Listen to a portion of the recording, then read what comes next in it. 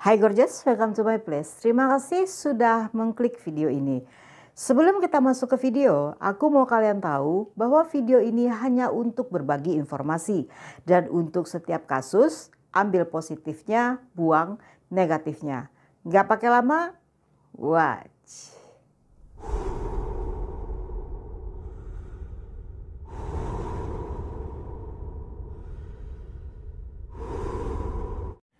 Russell Tillis dilahirkan pada tahun 1962 di Jacksonville, Amerika.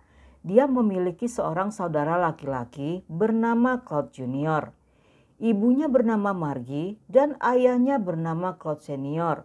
Mereka tinggal di dalam sebuah trailer. Ayahnya seorang pemabuk yang suka melakukan KDRT dan juga suka melecehkan kedua putranya. Saat Margie mengetahui perbuatan suaminya, dia memindahkan kamar kedua putranya ke bagian belakang trailer serta berpesan untuk tidak membukakan pintu kamar bagi ayahnya. Saat remaja, Russell mulai memasuki dunia kejahatan serta memakai obras. Dia kerap kali berurusan dengan polisi dan bersekolah di sekolah khusus anak-anak bermasalah. Namun beberapa saat kemudian, Russell memutuskan untuk hidup lebih baik. Dengan bantuan ibunya, dia berhasil sembuh dari obras. Di tahun 1981, saat berusia 19 tahun, dia pindah dari Jacksonville ke California dengan tujuan mencari kehidupan yang lebih bagus. Di kota ini saat Russell sedang mencari lowongan pekerjaan, dia bertemu seorang Abigail bernama Shannon Brinkley yang dipacarinya sesaat setelah mereka berkenalan. Namun beberapa bulan kemudian saat Shannon hamil, dia mengetahui jika Russell kembali memakai obras. Hingga ketika bayi mereka lahir dan Russell masih belum berhenti, Shannon pun meninggalkannya dengan membawa putra mereka. Setelah ditinggalkan oleh Shannon, Russell kembali ke kampung halamannya dan tinggal bersama ibu dan saudaranya. Di sana dia bekerja sebagai tukang. Namun beberapa tahun kemudian, di tahun 1989, Russell ditangkap dan dihukum atas kasus penculikan.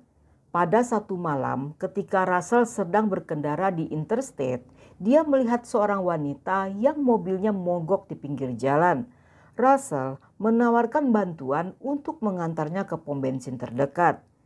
Namun setelah si wanita berada di dalam mobilnya, alih-alih mengantar ke pom bensin, dia justru membawanya ke sebuah gedung bangunan tempat Russell bekerja. Di sana, dia mencekiknya dan akan melecehkan wanita itu. Tetapi ketika melihat ada sebuah mobil yang datang, Russell pun segera melarikan diri. Walaupun pada akhirnya dia tertangkap, namun dia tidak dihukum lama karena pelecehan tersebut belum terjadi. Dan Russell dibebaskan dalam waktu singkat karena bersikap baik selama dalam penjara. Setelah kejadian tersebut, Russell beberapa kali ditangkap atas kasus kejahatan. Di tahun 1993, dia ditangkap atas kasus perampokan dan 2 tahun kemudian kembali ditangkap atas kasus pembobolan serta pencurian. Saat itu, dia divonis 5 tahun penjara.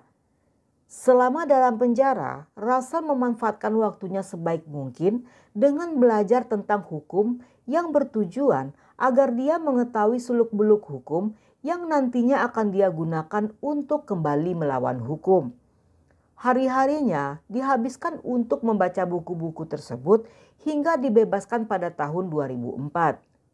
2 tahun kemudian, pada bulan Maret 2006, Russell kembali melakukan kejahatan yang kali ini lebih mengerikan dari sekedar perampokan. Di hari itu, dia melihat seorang Abigail yang ketinggalan bus saat pulang sekolah. Russell yang kebetulan lewat menepi dan memasuki tempat parkir bus.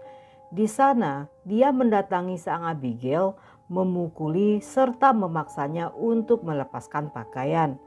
Gadis itu menyadari hal buruk apa yang akan terjadi padanya jika melawan, berkata pada Russell bahwa dia bekerja sebagai belalang sembah, sehingga Russell tidak perlu memukulinya jika ingin melakukan happy ending. Dia sengaja melakukan hal tersebut sebagai satu-satunya cara agar dia bisa bertahan hidup dan tidak dihabisi. Setelah melakukannya, Russell pun mengantar dan menurunkannya di sebuah alamat palsu yang diberikan gadis itu. Setelah kepergian Russell, dia pun melaporkan kejadian tersebut pada polisi. Polisi segera membuat sketsa wajah dan mendapatkan DNA dari tubuh si gadis. Russell berhasil ditangkap 2 tahun kemudian. Namun dengan ilmu yang dipelajarinya di penjara, dia berhasil mengelak dari tuduhan pelecehan dan mengatakan jika hubungan tersebut antara penjual dan pembeli. Agar bisa menahannya, polisi menjeratnya dengan pasal melakukan happy ending dengan Abigail. Walaupun Russell mengelak dengan beralibi jika dia tidak tahu gadis itu masih Abigail, tetapi hal tersebut tidak berhasil. Dan Russell kembali dipenjara dengan vonis 4 tahun. Di tahun 2012, setelah bebas dari penjara, Russell kembali pindah ke rumah ibunya. Sejak kepindahannya ke sana, rumah tersebut dirubah menjadi sebuah benteng agar tidak seorang pun bisa mengintip ke dalamnya. Halamannya dipenuhi dengan jebakan maut yang bisa membunuh seorang penyusup. Dia menebarkan papan berpaku sepanjang 4 inci dan di sekeliling pagar dia meletakkan berbagai benda berbahaya lainnya.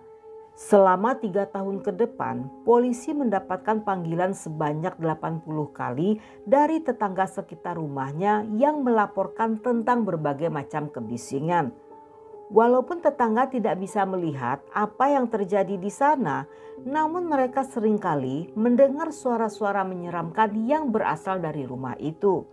Termasuk suara bising akibat mesin bor minyak, suara teriakan-teriakan di tengah malam, serta banyak gangguan lainnya yang membuat para tetangga merasa tidak nyaman. Sehingga mereka menamai rumah itu sebagai rumah horor.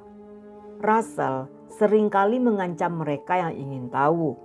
Untuk memberi mereka pelajaran agar tidak mengintip rumahnya, Russell nekat masuk ke halaman tetangga untuk menghancurkan kebun mereka. Beberapa dari mereka juga mengajukan perintah perlindungan untuk melawan Russell setelah mendapatkan ancaman pembunuhan dari pria itu. Polisi yang kerap kali dipanggil untuk datang ke sana menemukan papan berpaku, pagar dengan aliran listrik, pisau cukur berkarat yang ditancapkan ke pohon. Sehingga di masa depan mereka merasa enggan untuk masuk ke rumah itu. Setiap malam dia membawa wanita yang berbeda.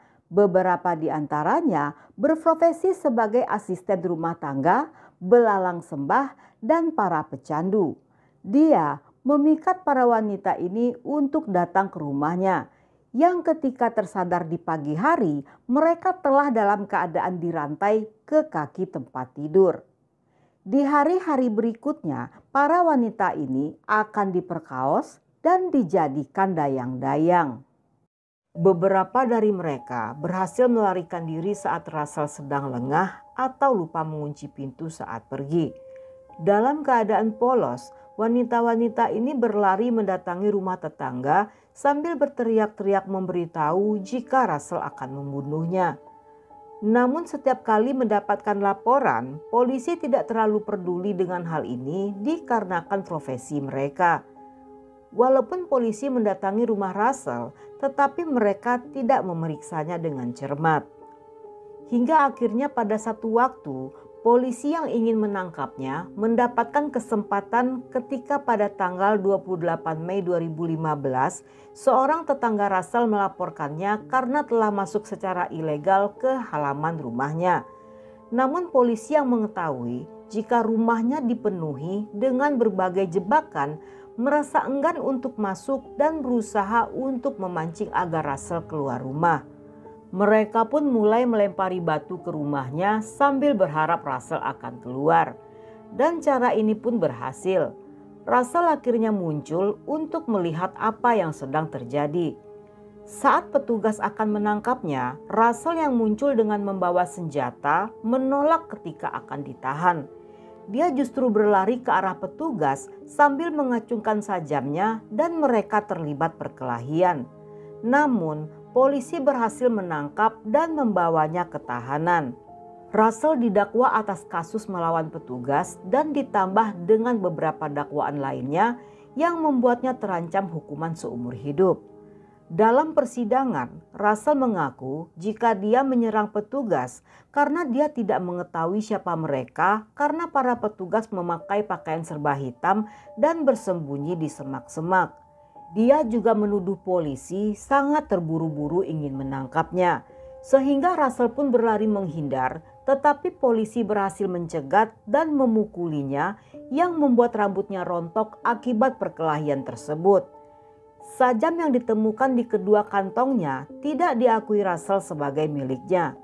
Russell berusaha meyakinkan juri bahwa dirinya tidak bersalah. Namun semua keterangan Russell yang bertujuan untuk menarik simpati tidak mempengaruhi para juri.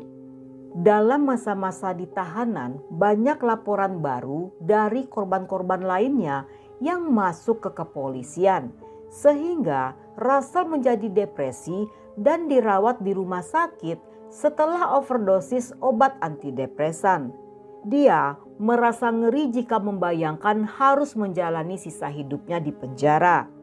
Russell yang menginginkan hukuman mati berencana untuk mendapatkannya dengan memanfaatkan seorang napi. Dia mendatangi seorang napi bernama Sammy Evans. Dia meminta Sammy untuk membantunya agar mendapatkan hukuman mati dengan cara Sammy akan menuliskan sebuah surat yang menceritakan tentang pengakuan Russell yang berhubungan dengan kasus itu. Russell pun mulai menceritakan apa yang telah dia lakukan pada tawanannya. Dia mengungkapkan semua hal-hal mengerikan yang tidak akan bisa dibayangkan. Selama ditawan, para korban akan dikurung dalam ruangan kedap suara. Di sini, Russell juga akan mengajak pria-pria lainnya termasuk adiknya Cloud untuk memperkaos korban. Di lain waktu, kedua bersaudara ini akan datang hanya untuk sekedar menyiksa korban dengan mematahkan lehernya atau mencabut giginya. Terkadang setelah seminggu ditahan, dia akan melepaskan korbannya, tapi ada juga yang dibunuh dan dibuang ke jalanan di sekitar Jacksonville. Pada satu waktu, Cloud memaksanya untuk melenyapkan seorang korban yang mengenalinya. Dan setelah memisah-misahkan korban, Russell menguburnya di halaman belakang rumah dan membuang sisa-sisa jasad di sekeliling kota. Diperkirakan jumlah korban meninggal sebanyak 3 hingga 6 orang. Selain hal tersebut, Russell juga menceritakan tentang penculikan dan perdagangan belalang sembah. Namun setelah mendengar semua ini, polisi meragukannya karena hal ini bisa saja dikarang oleh Russell yang memang berniat untuk mendapatkan hukuman mati. Agar lebih meyakinkan ceritanya, Russell juga memberikan Sammy sebuah peta denah lokasi tempat dia mengubur korban-korbannya. Di halaman belakang rumahnya, polisi menemukan jasad seorang wanita bernama Johnny Lynn Gunter. Hasil otopsi mengungkapkan selain jasadnya telah terpisah-pisah, Johnny mengalami beberapa luka trauma di kepala serta beberapa patah tulang di tubuhnya. Diperkirakan Johnny tewas di antara bulan Februari 2014 hingga bulan Mei 2015. Johnny Lynn Gunter dilahirkan tahun 1984 dan berasal dari Gainesville. Ketika kedua orang tuanya meninggal, kakek neneknya mengajukan permintaan hak asuh yang ditolak oleh pengadilan karena ekonomi mereka tidak mendukung. Dan Johnny beserta saudaranya ditempatkan di panti asuhan. Saat remaja, Johnny terlibat dalam dunia obras yang kemudian beralih menjadi belalang sembah.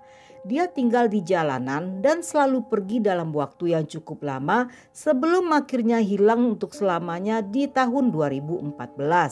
Selama dalam pencarian di rumah Russell, polisi menemukan banyak barang-barang milik wanita. Selain itu, juga ditemukan banyak foto-foto Polaroid dari seorang Abigail yang tidak dikenal. Hingga hari ini, polisi masih mencari tahu identitas tentang gadis yang tidak dikenal ini. Atas kasus ini, Russell didakwa dengan pembunuhan tingkat pertama.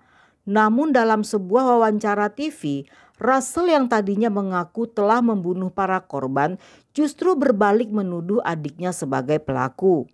Dalam persidangan, dia mengaku jika semua pernyataan sebelumnya adalah karangan. Cloud yang diinterogasi menolak semua tuduhan tersebut. Dia tidak mengetahui segala kegiatan kriminal yang dilakukan Russell. Polisi yang menyelidiki Cloud menemukan jika pria ini sama sekali tidak terhubung dengan kasus itu. Dan di persidangan lanjutan yang dilakukan pada tahun 2021, semua orang-orang yang mengenal Russell hadir untuk bersaksi, termasuk mantan pacarnya Shannon. Menurut pengakuannya, selama mereka bersama, dia sangat menderita dan menyesal telah bertemu Russell. Wanita ini mengatakan jika Russell adalah tipikal orang yang suka membanggakan dirinya setelah berhasil menipu orang lain. Dia mendapatkan sensasi yang menyenangkan setelah berbohong. Dengan banyaknya barang bukti yang ditemukan, di akhir persidangan, Russell divonis hukuman 2 kali penjara seumur hidup, ditambah hukuman penjara selama 30 tahun. Dan Russell yang tadinya berharap akan segera meninggalkan dunia, harus cukup puas dengan menunggu hari-hari panjangnya dan mati perlahan dimakan usia di dalam sel yang dingin.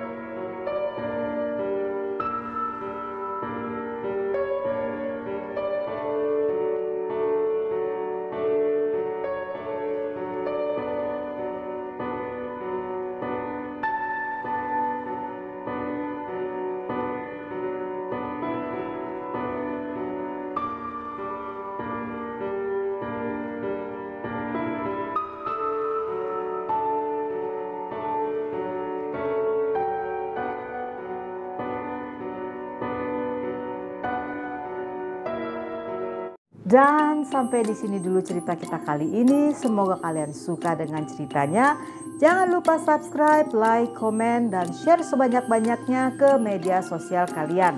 Dan untuk kalian yang masih betah nonton hingga akhir, thank you, love you, have a nice day, and then see ya.